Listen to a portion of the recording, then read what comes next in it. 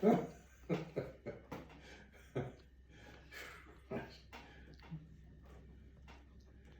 good morning. My wife has told me that I'm not supposed to look gormless this morning, so I'll try not to look gormless. Anyway, welcome to Wednesday morning, and I'm still suffering a little bit from hay fever, so if you see me itching my eyes, that's what it's all about. Rain, hurrah, we've got rain for the garden, fantastic. And a few minutes ago I was having a lovely time just outside the back door. There's a little family of blue tits with two very harassed parents feeding these enormous babies who were screaming from different bushes. And it was lovely to see the parents looking at and they were catching greenfly. And I did get a bit of video of it, so if I edit it, I'll put it up on Facebook, hopefully it'll come out. But it was absolutely lovely to see. There were probably about 5 or 6 babies, and obviously doing very well with all the little bugs around the garden. I don't know how you're doing in lockdown today. We're in Wales, of course. We're still in a different situation from those of you who are perhaps in England, also around the world. I know Deb in Canada, Lena in Florida. They're all in different stages of lockdown concerns, but I got a sort of one of those random phone calls from a friend of mine, Jeff, yesterday, and he was telling me that he's a member of Llanymynech Golf Course, which apparently was on the local news, or maybe even the national news, because half of it's, well, most of it's in Wales, but part of it's in England. So how do you deal if you're a golfer and you're allowed to go golfing, but you're not allowed to go into Wales? And the clubhouse and the greens and all the machinery sheds are in Wales, but there are 4 greens in the English side, he was telling me, and so you can actually tee off in Wales and end up holding it in England. So it's sort of an interesting situation. And they chose England because there's an old saying in Wales, which I think is a bit unfair, that Welshmen have got very deep pockets and short arms, but they decided to go to join Shropshire and the English side of golfing because it was 10 shillings cheaper for the yearly annual sub back in 1933, I think it was. Anyway, nice little story. I got another call this morning from a friend of ours, Judy, who's apparently she's left Home of the German at the front gate. Now, if you're wondering about Home of the German, it's many of you have been doing sourdough swaps and passing on sourdough, and this is a cake mix apparently, and so we're going to have to find somebody when we've made our cakes. You can make it up into 10 portions, so we had to find, is it 9? Well, I guess 9 other people to send it out to. So our neighbours are going to benefit from Home and the German. So much kindness going around, isn't there? And during this lockdown, and patience waiting for bits and parts of jobs. I'm building the greenhouse. Haven't been able to finish the greenhouse because I'm waiting for fixings for the roof. So the walls are up, everything's there. My hinges finally came for the door yesterday, and but we're still waiting for the little screws and special thingies for the roof. So patience, I'm very short on patience very often, and I don't know about you guys, but I looked up in the Bible this morning, my Bible thesaurus, or whatever you call it, and there's lots about patience in Proverbs, of course. The patient man has great understanding. A patient man calms a quarrel, or better a patient man than a warrior. And finally, in 1 Thessalonians, there's this lovely quote. It says, "Help the weak and be patient with everyone." So I don't know about you. I hope your roses are doing well in the garden. This one over here, that one is a very old-fashioned one, and my mother used to pick all the what was it called? That stuff on the leaves. Oh, mold. Black spot.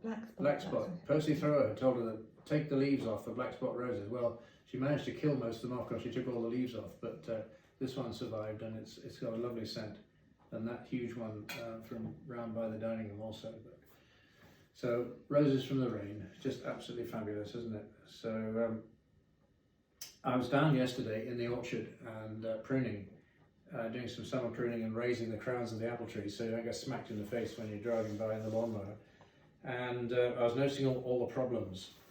I found powdery mildew, I found scab, I found some dieback, I found codling moth damage on some of the little apples that are coming, and some little fuzzy stuff which I think has an insect in the middle of it. And I think, oh my goodness me, you know, I must get spraying this with the neem oil and everything. And then I went for a water break, and I was sitting in our little hut down the bottom, and it was absolutely lovely, because all of a sudden patience flowed over me, and there was a blackbird going back and forth, obviously, to a nest, and some more blue tits, different family, obviously, down the orchard, carrying caterpillars to their young, and it was absolutely lovely to just sit in the sunshine, or rather the shade, and see the sunshine and see my handiwork of nice, even pruned trees and everything, and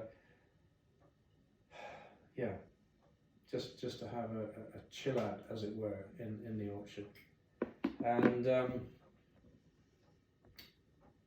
I'm still using my little book, and there's this lovely quote from Anne Morrow. I've never heard of a girl called Morrow, but maybe it's a family name. Anne Morrow Lindbergh, and Gifts from the Sea. If you want a nice, gentle book to read on trying to find quiet in life, that's the one to go for. And this is where it starts. It says, the beach. Anybody been to the beach lately? Only probably if you live near a beach, especially in Wales. The beach is a place not to work, to read, to write or think. I should have remembered that from other years, she says.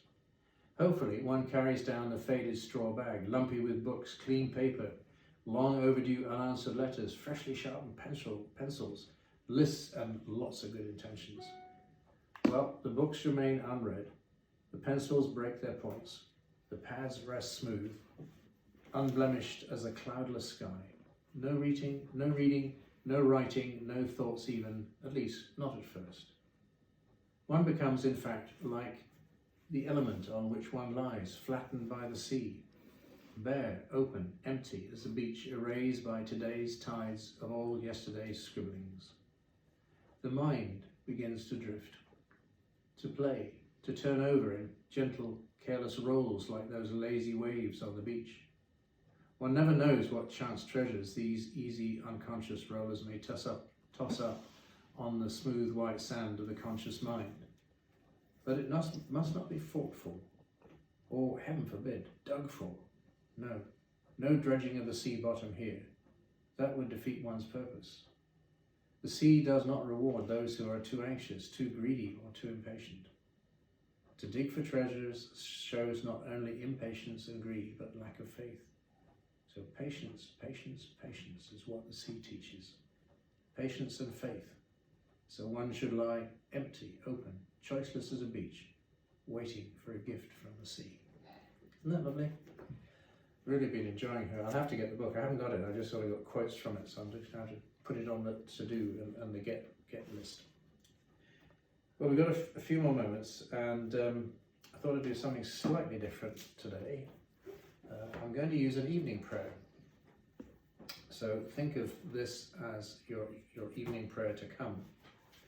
And so we need to be praying for those who are finding lockdown really tough.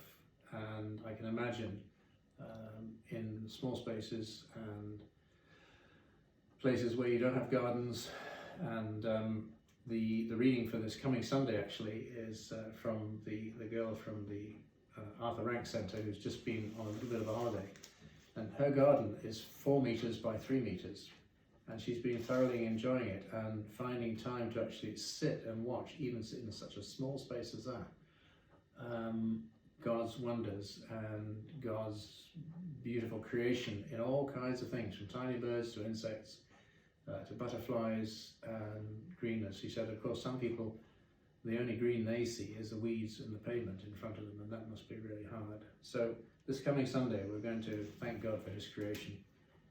But here we are, for this is actually Tuesday evening's prayers from my little book, which I'm going to share with you today. So let's think of those folks. Blessed are the humble, for they are close to the sacred earth.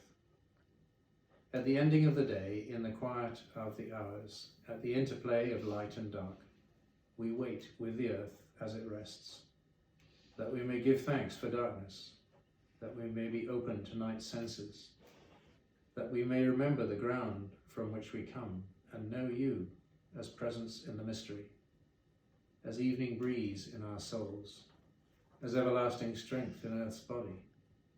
At the ending of the day we wait, that we may know you as lover of the night and as lover in the night. Psalm 25 says, God leads the humble in what is right. And the Son of Humankind came not to be served, but to serve. Those are Jesus' words in Matthew. And the Quran says, God has brought you forth from the earth like a plant, and to the earth God will restore you. So for the sacred earth, its scents and sounds and sights, we give you thanks, O God. For the holy heavens, their heights and depth and breadth, we give you thanks. And we love the earth and cherish her fecundity. May we love the rivers and obey their ancient purity. May we love the skies and honour their infinity, all for one another. And we do remember, Lord, those who are struggling at this time, those who lack patience and need patience and love. For love is always linked with patience and kindness and joy. And finally, Lord, a prayer of blessing for each one of us listening today. Glory be to you, great creating Spirit, who shines in distant stars beyond numbering, and on earth peace. Glory be to you, great creating Spirit, who sings and wings in birds on high, and on earth peace. Glory be to you, great creating Spirit, whose thunder shakes the shining firmament, and on earth peace. Glory, glory, glory, and on earth peace. So a blessing on your day, and a blessing on your families, and look forward to seeing you on Sunday, 11 o'clock, and hopefully we'll have a great time. Some lovely prayers. If you have any prayers and if you have any thoughts, do give us a contact, get in touch, and that would be lovely to have some correspondence back from us and let us know how you're doing. Okay. 641 last Sunday. We had 641 people signing in last Sunday, so that's great. It's wonderful. Yeah, it's wonderful. And I've been asked to join the St David's group, which sends out information and links to all those Welsh people who in the Great Diaspora have gone to South America and North America and all around the world, into Canada and so on. So hopefully we'll have some more links as well. So God bless and enjoy your coffee this morning. Bye.